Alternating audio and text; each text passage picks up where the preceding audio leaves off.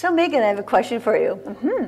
What is the most asked question when you come in here and talk to you? Well, one of the most frequently asked questions we get is actually in terms of investment. It's not a surprising question that we get it. It's just not really what we focus on in this gallery.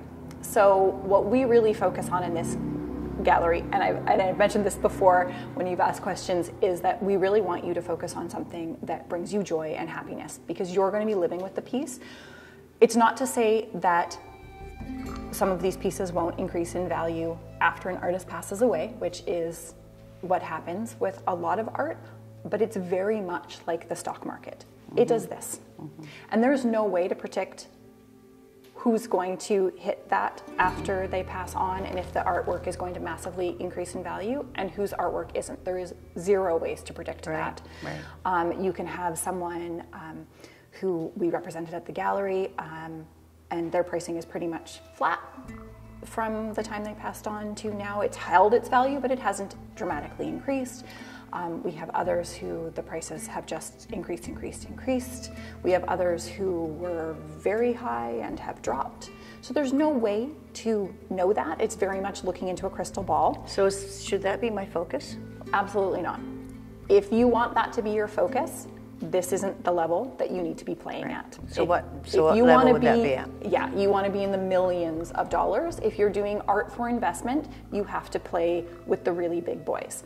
So the Sotheby's auction last year that topped $52 billion or something ludicrous. I can't invest.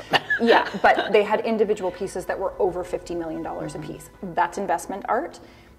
What we sell here is, joy on a canvas. We sell artists' feelings and joy about looking at their landscape, and that's what they want to share. So if you want a piece of that joy in your home, that's why you would buy our art. That's why you would buy, a Jeff Wilson, because you're just so charmed by the color and the composition, or why you'd buy a Branko Marjanovic, because this reminds you of a hike you used to always go on, and you just love the atmospheric quality and the drama of the piece. Right. Because you have to live with it. And living with an investment isn't super fun. You start to treat it differently. Maybe it lives in a safe. Maybe it's not even on the wall. Maybe a copy of it ends up being on the wall, and no one ever gets to see the real thing in real life.